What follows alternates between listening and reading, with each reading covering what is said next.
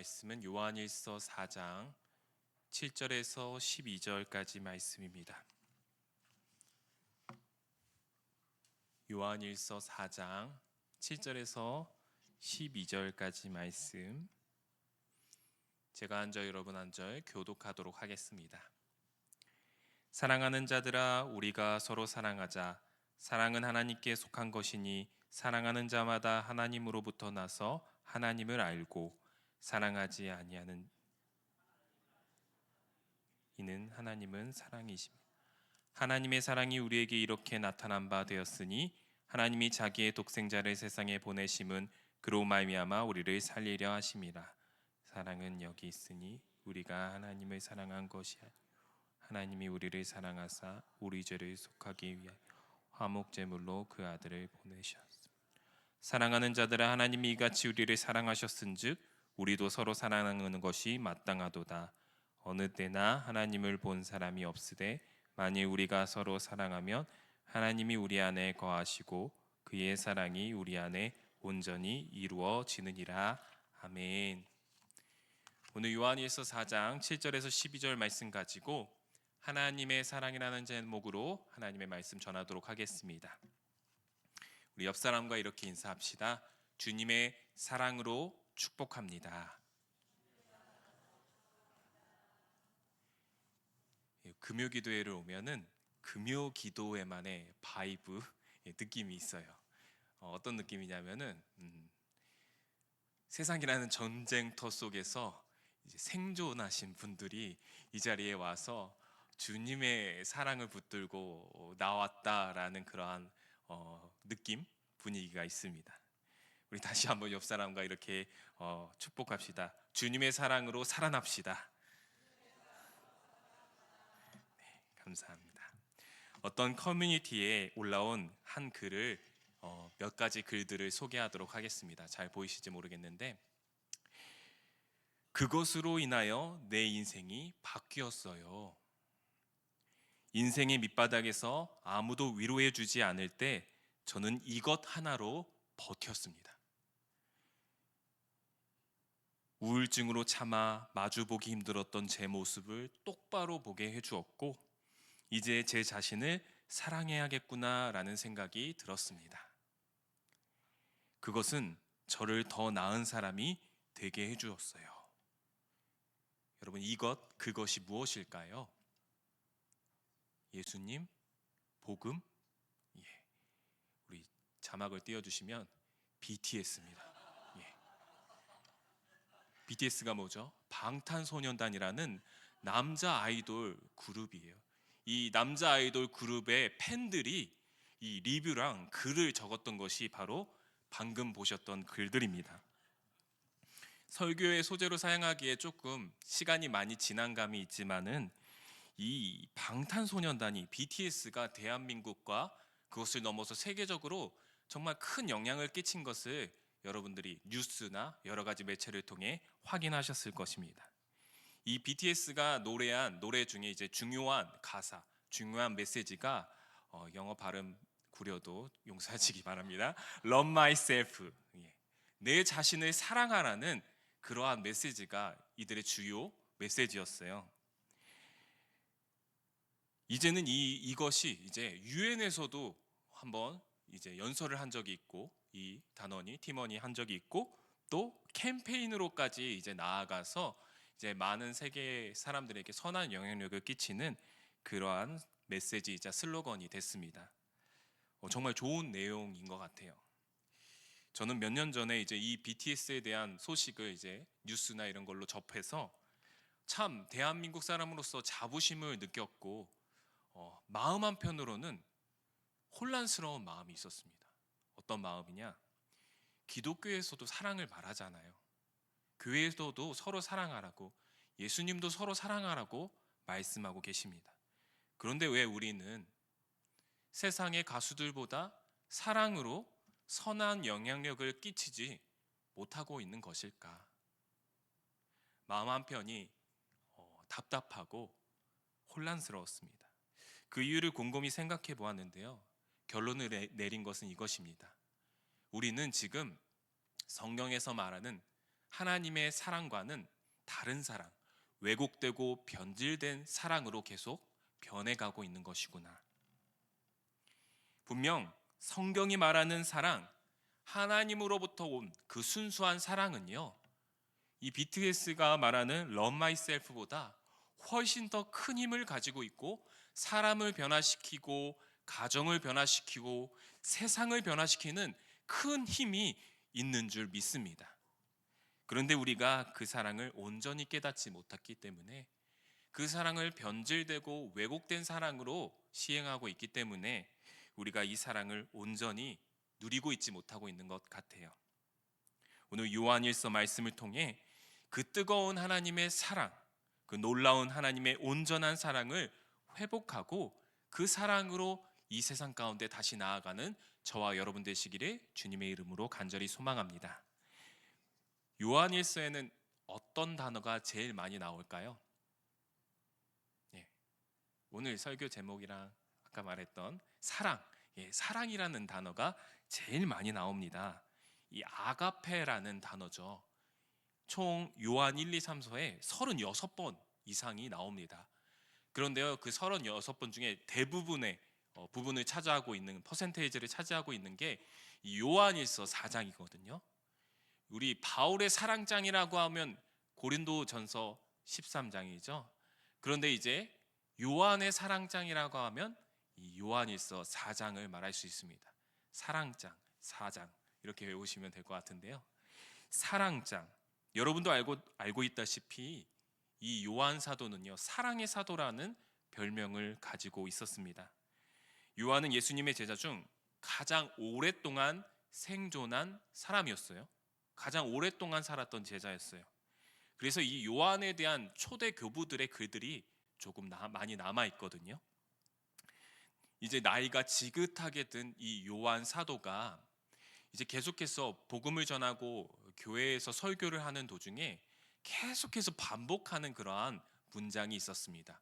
그것은 바로 서로 사랑하십시오, 서로 사랑하세요라는 문장이었습니다.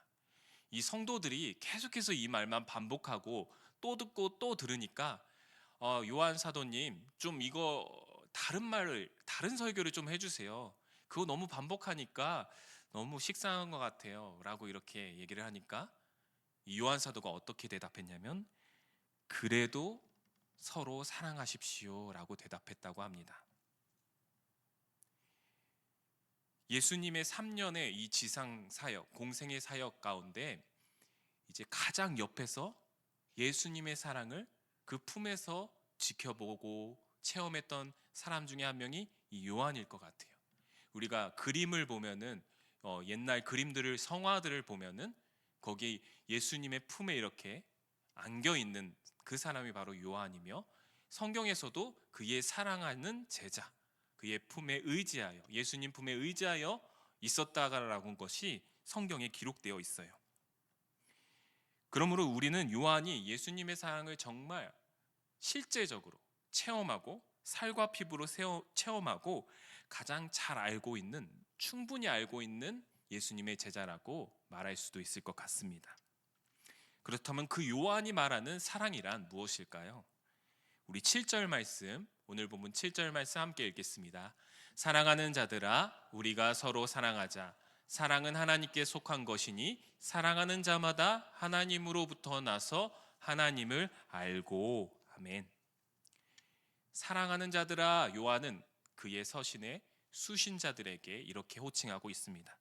사랑하는 자들아, 나의 자녀들아 이렇게 원래 말하는데, 사랑하는 자들아 이렇게 말하는 것은 이제 요한이 사랑에 대해서 주제를 가지고 말한다는 것을 호칭으로 얘기하고 있는 것입니다. 사랑은 하나님께 속한 것이니 하나님께 속한 것이라고 말하고 있습니다. 뒤집어서 말하면은 사랑은 우리에게 속한 것이 아니라는 거예요. 본래 사랑은 우리에게서 나는 것이 아니라는 것입니다. 여러분, 사랑을 잘 알고 계시나요? 사랑을 누가 더 많이 알까요? 연애를 많이 해본 사람이 알까요? 행복한 부부 생활을 오랫동안 지속한 가정이 사랑을 잘 알까요? 선행을 많이 베풀면 사랑을 잘 안다고 말할 수 있을까요? 그럴 수도 있습니다.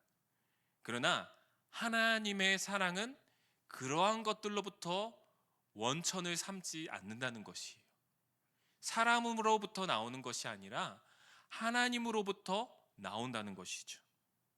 요한은 이 편지를 읽고 있는 공동체 가운데 이렇게 말하고 있는 것입니다. 당신들이 알고 있고, 당신들이 지금 느끼고 있고, 당신들이 이것이 하나님의 사랑이다 라고 말하고 행동했던 모든 것들 사실은 하나님의 사랑이 아닐 수도 있습니다. 그것이 하나님께로부터 온 것이 아니라면, 여러분에게서 난 거라면, 여러분 생각 속에서 난 거라면 그것은 하나님의 사랑이 아닐 수도 있다는 것입니다. 요한은 왜 이렇게 불편하고 섬뜩한 말을 하고 있는 것일까요? 당시 요한일서를 수신하고 있는 요한의 공동체는요, 영지주의라는 사상이 기승을 부리고 있었습니다. 영지주의 사상 여러분 한 번쯤은 들어보셨을 거예요. 영적인 것은 선하고 육적인 것은 악하다, 나쁘다, 영적인 것만 추구해야 된다라고 말하는 그러한 주의자들이죠. 근데 그들이 말하는 영적인 것은요, 지식적인 것, 어떠한 헬라 철학과 미신적인 것이 섞인 그런 잘못된, 왜곡된 복음적인 지식이었습니다. 그들은 그러한 왜곡적인 지식을 가지고 이 영적인 지식에 속해야지만 사람이 선한 것이다, 이 영적인 지식을 알고 있고 소유한 사람만이 구원을 받을 수 있다라고 주장했어요. 그러나 그들이 말한 영적 지식은 왜곡된 복음, 왜곡된 사랑에 불과했습니다. 이 왜곡된 복음은 왜곡된 사랑을 낳게 되고, 영적인 지식이 있는 사람끼리만 어울리고 다른 이들은 하대하고 등한시 여기는 교회의 위화감을 조성했다는 것이에요. 자신의 그룹에 속하지 않는 사람들, 그런 사람들을 정죄하고 비난하는, 교회 안에서 끊임없이 분쟁과 갈등을 일으키는 존재가 바로 이 영지주의자들이었습니다. 사랑하는 성도 여러분, 이처럼 하나님으로부터 오지 않는 사랑, 세상의 개념들이 우리에게, 세상의 사랑의 개념들이 우리에게 들어온다면은 하나님의 사랑은 왜곡될 수밖에 없습니다. 그 왜곡된 사랑을 우리가 실천하고 가지고 있다면은 교회 안에 점점 갈등이 깊어지고 무관심과 형식적인 신앙만이 계속될 것이라는 것이죠. 우리 요한일서 4장 8절을 함께 읽어보도록 하겠습니다. 사랑하지 아니하는 자는 하나님을 알지 못하나니 이는 하나님은 사랑이심이라. 아멘. 요한은 하나님의 사랑이 왜곡되고 있고 왜곡된 사랑을 전하고 있는 그러한 영지주의자들이 가득한 그러한 요한의 공동체에 하나님은 사랑이심이라 라는 선언을 하고 있어요. 영어로는 God is love, 하나님은 사랑이시다 라는 것이죠. 그런데 여러분 조심해야 됩니다. 사랑은 하나님이다 라고 말하면 안 된다는 것이에요. God is love, love is God은 다른 것입니다. 절대로 바꿔서 말해서는 안 되는 것이죠. 이 두 문장의 차이점은 무엇일까요? 하나님은 사랑이시다, 이것은요, 하나님께서 사랑의 원천이시며 하나님이 하시는 모든 것은 이러한 사랑으로 이루어진다고 말하고 있는 것이죠. 그런데 사랑은 하나님이다라고 말하는 것은 무엇일까요? 사랑 자체가 하나님이라는, 인간적인 사랑을 신격화하는 그러한 인간적인 오류를 범하는 것입니다. 이 두 문장에는 하나님이 정의하시는 사랑, 인간이 정의하는 사랑이라는 너무나도 분명한 엄청난 차이가 존재한다는 것이죠. 인간적인 사랑은 어떤 사랑입니까? 우리는 주로 사랑을 헌신이다, 사랑은 나눔이다, 사랑은 느낌이다, 사랑은 돈이다, 이렇게 말할 때도 있어요. 이러한 것들은 인간이 정의하는 사랑입니다. 이것의 공통점은 어떠한 조건 안에 있어야지만 사랑할 수 있다는 거예요. 어떠한 조건 안에, 내가 원하는 조건 안에만 있어야 사랑할 수 있습니다. 그러한 조건이 깨지면 그 사랑도 깨지는 것이죠. 혈연, 지연, 학연, 외모, 물질, 성격, 이 내가 원하는 조건 안에만 있는 사람들을 사랑하는 것입니다. 그러나 하나님의 사랑은 그러한 조건 속에 갇혀 있지 않습니다. 하나님의 사랑은 조건 없는 사랑, 무조건적인 사랑이라는 것이죠. 우리 오늘 본문 요한일서 4장 9절 말씀을 함께 읽어보도록 하겠습니다. 하나님의 사랑이 우리에게 이렇게 나타난 바 되었으니 하나님이 자기의 독생자를 세상에 보내심은 그로 말미암아 우리를 살리려 하심이라. 아멘. 요한은 하나님은 사랑이시다, God is love, 이것을 이 표현 속에는 이러한 의미가 담겨 있다고 오늘 9절에서 말하고 있는 것이에요. 하나님이 우리를 살리려고 자기 독생자를 세상 가운데 보내셨다. 우리가 너무나도 잘 알고 있는 사실, 요한복음 3장 16절, 하나님이 세상을 이처럼 사랑하사 독생자를 주셨으니라는 그 너무나도 하나님의 큰 사랑을 표현하는 복음적인 메시지죠. 그런데 너무나도 많이 들어서 그럴까요? 우리는 이 구절을 읽을 때마다 하나님의 사랑을 느끼지 못할 때가 너무나도 많이 있는 것 같습니다. 우리의 마음이 이것에 반응하지 못할 때가 많이 있어요. 가끔씩 또 이런 질문이 생깁니다. 하나님의 십자가 사랑, 예수님의 십자가 사랑은 저 사람도, 나도, 내가 마음에 들지 않는 저 사람도, 모든 인류 전체를 위한 사랑이지 나를 위한 특별한 사랑으로 느껴지지 않습니다. 그 사랑은 나에게 특별하게 느껴지지 않습니다 라고 생각할 때가 있어요. 그러나 하나님의 사랑을 진정으로 경험해 보신 저와 여러분은 알 거예요. 정말 내 마음 가운데 하나님의 사랑이 느껴질 때 그것이 흔하게 볼 수 있고 세상에서 보이는 일반적인 사랑이 아니라는 것을 우리는 알 수 있습니다. 그러한 사랑은 나를 위한 특별한 사랑, 나만을 위한 특별한 하나님의 사랑으로 우리가 느껴진다는 것이죠. 어거스틴은 이러한 말을 했습니다. 우리 함께 다 같이 읽어볼까요?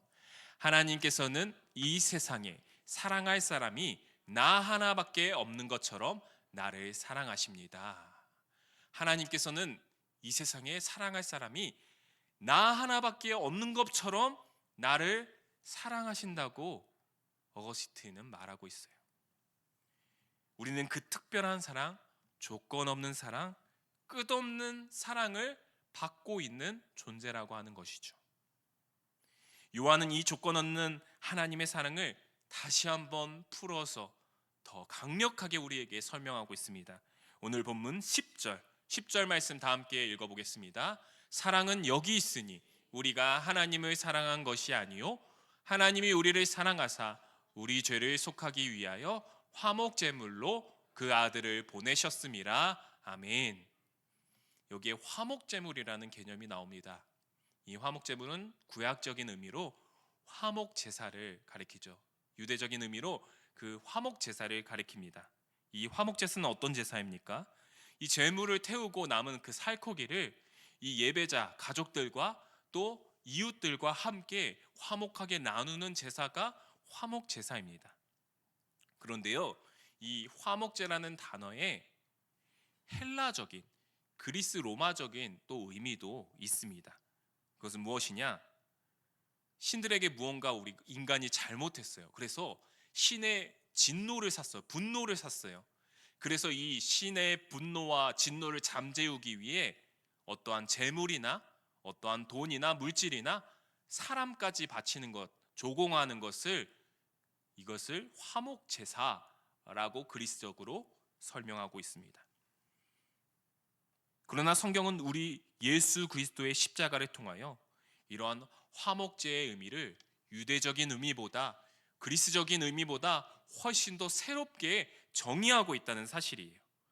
그것은 하나님의 사랑을 전혀 모르고 있던 자들에게, 사랑받을 자격도 없었고 도리어 하나님의 진노와 형벌을 받아야만 하는 우리에게 그의 하나뿐인 아들을 화목제물로 내어주시며 죄의 문제와 진노를 해결하셨고 우리를 구원하셨고 하나님의 자녀로 삼아 주셨다는 것입니다. 이것이 신약에 와서 예수 그리스도를 통하여 우리에게 주신 화목제물의 화목제사의 새로운 의미라고 하는 것이죠. 그것은 바로 조건이 없는 사랑, 놀라운 무조건적인 하나님의 사랑이라고 하는 것입니다. 여러분, 혹시 이러한 조건 없는 하나님의 사랑, 무조건적인 하나님의 사랑 우리가 받았는데요, 우리도 그러한 사랑을 베풀 수 있습니까? 여러분, 하나님의 무조건적인 사랑, 그것을 여러분 삶 가운데 실천할 수 있으신가요? 솔직히 저도 잘 못하겠습니다. 저도 제 본성에 너무나도 거스르는 일인 것 같아요. 사람은 어떤 본성을 가지고 있습니까? 당신이 먼저 나를 사랑해야지 나도 당신을 사랑할 것입니다. 외모, 성품, 인맥, 관계, 손익의 조건이 있어야만, 사랑할 만한 가치가 있어야 나는 사랑할 것입니다. 내가 그것이 아니고서 굳이 당신을 사랑할 이유가 없습니다 라고 말하고 생각하는 것이 우리 인간의 본성이라는 것이, 우리 모두가 가지고 있는 본성입니다. 이것이 인간적인 사랑의 순서이죠. 그러나 하나님의 사랑의 순서는 이와 다릅니다. 요한이 말하고 있는 하나님의 사랑의 순서는요, 다릅니다. 우리가 읽지 않았지만, 오늘 본문이 아니지만 요한일서 4장 19절을 함께 읽어보도록 하겠습니다. 우리가 사랑함은 그가 먼저 우리를 사랑하셨습니다. 아멘. 저는 사랑할 가치가 있는 사람들만 사랑할 것입니다. 저는 사랑할 조건이 있는 사랑에게만 사랑하겠습니다 라고 말하는 우리에게 하나님께서는 말씀하시는 것입니다. 내가 너를 먼저 사랑했다. 내가 너를 먼저 사랑했단다. 사랑하는 성도 여러분, 이 말씀에 여러분들은 어떠한 반응이 나옵니까? 아무 말도 할 수 없고 그저 하나님 말씀에 순종할 수밖에 없는 것 같아요. 그런데 우리 마음 한편으론 조금의 답답함이, 부담이 느껴지기도 합니다. 그런데 이 하나님이 우리를 먼저 사랑하셨다, 그러니 너희도 서로 사랑하라, 이 말씀 가운데는요, 이러한 의미를 내포하고 있어요. 내가 그 사랑을 할 수 있는 힘을 너희에게 줄 것이다. 내가 그 하나님의 사랑을, 그 나의 사랑을 실천할 수 있는 은혜를 너희에게 직접 채워줄 것이다. 그 사랑을 실현할 수 있는 용기와 힘을 줄 것이란다 라는 의미가 내포되어 있다는 것이에요.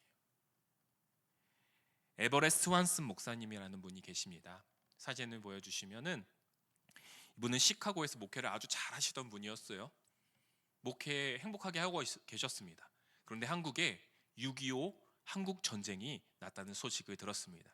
그래서 한국의 그 젊은 병사들을 위해 이제 한국에 와서 위로의 메시지, 격려의 메시지를, 그리고 후원을 하는 그러한 일을 하셨는데요.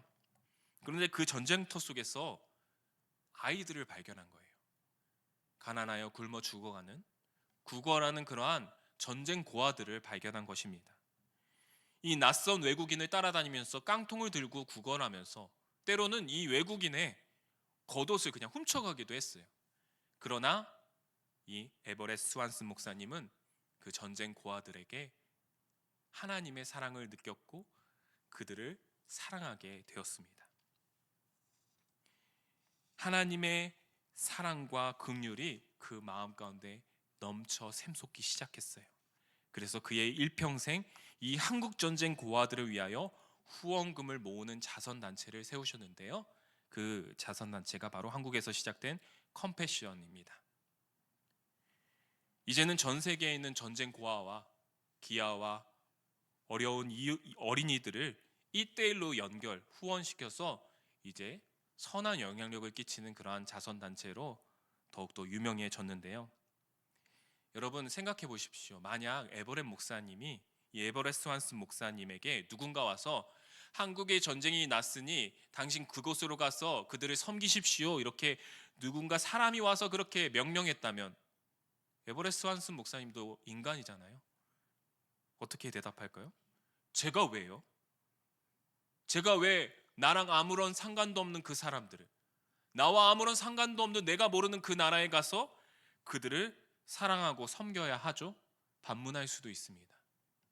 그러나 하나님의 사랑, 그리스도의 사랑이 그 마음 가운데 들어와 강권적으로 역사했기 때문에 나와 아무 상관없는 사람들, 나와 동떨어져 있는 그 사람들을 가서 사랑하고 섬길 수 있는 힘과 용기가 그 에버레스트 한스 목사님에게 넘쳐났다는 것이죠. 우리 오늘 본문 마지막 본문입니다. 요한일서 4장 12절을 우리 함께 읽어보도록 하겠습니다. 어느 때나 하나님을 본 사람이 없으되 만일 우리가 서로 사랑하면 하나님이 우리 안에 거하시고 그의 사랑이 우리 안에 온전히 이루어지느니라. 아멘. 요한은 보이지 않는 영적인 하나님을 볼 수 있는 방법이 우리에게 있다고 설명하고 있습니다. 그것은 바로 우리가 서로 사랑할 때, 우리가 서로 하나님의 사랑을 실천할 때 보이지 않는 하나님이 우리에게서 보이기 시작한다는 것이에요. 여러분, 이것이 이해가 가십니까? 하나님의 사랑은 단순히 추상적인 개념, 우리가 지식적으로 알고 있는 개념이 아닙니다. 하나님의 사랑을 입은 자, 우리 마음 가운데 하나님의 사랑이 들어오게 된다면 그 사랑은 눈에 보여지는 것으로 우리 가운데 나타나게 된다는 것입니다. 그것은 우리의 가정과 교회, 이웃 가운데 자동적으로 흘러 넘치게 되어 하나님의 살아계심이 우리 가운데 드러나게 된다는 것이죠. 우리가 서로 사랑할 때, 교회가 서로 사랑할 때, 교회의 사랑이, 하나님의 사랑이 흘러 넘쳐날 때 세상 사람들도 저곳에 하나님이 살아계시는구나, 하나님이 정말 살아계시는구나 라고 느끼게 된다는 것입니다. 저는 중학교 때 이제 경기도 남양주시에서 살다가 이제 서울로 이사 오게 되었습니다. 그때 전학도 가고 그랬는데 저희 가족들은 다 교회를 옮기게 되었어요, 서울로. 근데 저는 계속 남양주시에 다녔던 교회를 다니게 되었습니다. 1시간 반을 걸려서 버스를 타고 갔어요. 왕복이 3시간이에요. 그 교회에 성도들이 너무 좋았습니다. 그 교회 모교회 목사님이 너무 좋았습니다. 그곳에서 신앙생활하는 게 너무 행복했어요. 그래서 교회 온갖 잡다한 일을 다 하는, 그래서 교회에서 여러분 옛날에 먹고 지내고 자는 청년들 있었잖아요. 그 중에 한 명이 저였습니다. 목사님께서는 종합 아티스트, 너는 종합 아티스트다 이렇게 얘기하셨는데 온갖 교회 잡일을 그냥 하는 사람이었어요. 그런데요, 제가 이렇게 교회에서 막 자고 불편한 곳이었거든요. 자기 씻기도 불편했는데 그러한 모습을 그 모교회 담임 목사님이 보시고는 성원아, 우리 집에 들어와서 자고 먹고 그래라. 그래서 저는 그때 당시 중학교 때는 염치가 없었기 때문에, 전 그런 거 몰랐기 때문에 네, 감사합니다 하면서 정말 먹고 자고 침대에 누워서 자고, 또 냉장고에 있는 음식 마음대로 열어서 먹어. 그래서 진짜 열어서 마음대로 꺼내 먹고, 심지어 그 목사님 가정이 저의 빨래도 해주셨습니다. 그렇게 그 교회에서 신앙생활을 하면서 때로는 수련회와 부흥회 기간이 겹치면은 2, 3주 동안 집에 들어가지 않았어요. 그 교회에서 먹고 지냈습니다. 어머니께서 저를 신뢰하셔가지고 저는 그렇게 교회에서 먹고 지내고 있었습니다. 그런데 이제 고등학생이 되고 좀 나이를 먹으니까 염치가 조금씩 생기기 시작했어요. 왠지 이게 민폐가 아닌가? 이게 목사님 가정에 민폐를 끼치는 것이 아닌가? 근데 이 느낌을, 이 생각을 목사님께서 알아차리신 것 같아요. 그래서 이렇게 말씀하셨습니다. 성원아, 불편하게 생각하지 않아도 돼. 너는 내 아들이라고 생각해. 성원이는 이제 우리 가족이야. 아니야, 이미 우리 가족이야. 여기서 편안히 얼마든지 먹고 지내도 되니까 불편한 마음 갖지 말기를 바래. 그런 말씀을 제가 이렇게 이제 집으로 떠나는 가운데 하시는 거예요. 버스에서 이제 집을 가는데, 버스를 타고 집을 가는데 왠지 모르게 눈물이 많이 났습니다. 그분들은 저와 아무런 혈연 관계도 없었습니다. 제가 교회에서 봉사하는 것은 지극히 미약한 부분에 지나지 않았습니다.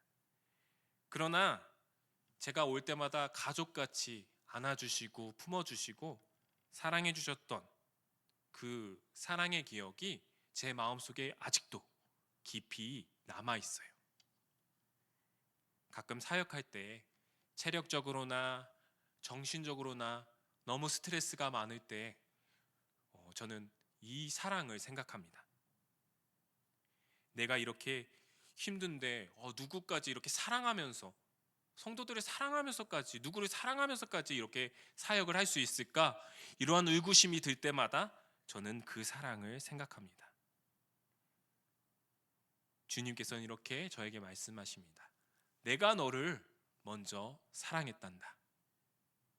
진흙과 같은 그 삶 속에서 건져주신 하나님의 사랑, 모교회 목사님으로부터 받았던 사랑, 그곳의 믿음의 동역자 선배 후배들로부터 받은 사랑, 이 모든 사랑은 오늘 또 연희교회 성도들께서 저에게 베풀어 주시는 그 사랑, 이 모든 사랑은요, 인간적인 사랑이 아니라 하나님께서부터 온 사랑이라고 저는 믿습니다.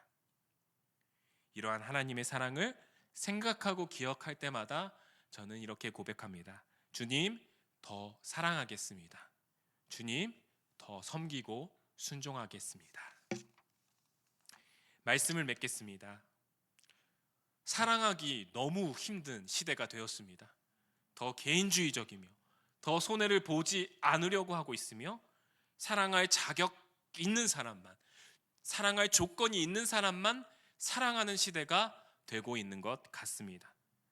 그러나 저와 여러분, 오늘 요한 사도가 말하는 이 조건 없는 사랑, 놀라운 사랑을 우리는 먼저 받은 사람이라고 하는 것입니다. 혹시 내 마음 사랑의 잔고 가운데 주님의 사랑이 지금 떨어져 있는, 많이 줄어 있는, 그 잔고가 바닥나 있는 사람들이 계십니까? 다시 주님의 사랑으로 풀 충전하는, 가득 충전하는, 흘러 넘치도록 채우는 저와 여러분 되시기를 주님의 이름으로 간절히 소망합니다. 더 나아가 이 하나님의 사랑을 넘치도록 채워서 흘려보내서 주님의 사랑이 필요한 자들에게, 또 우리 교회 연희교회 성도들 가운데 그 사랑으로 섬기고 나누고 그 사랑으로 더욱 살아갈 수 있는 저와 여러분 되시기를 주님의 이름으로 간절히 소망합니다.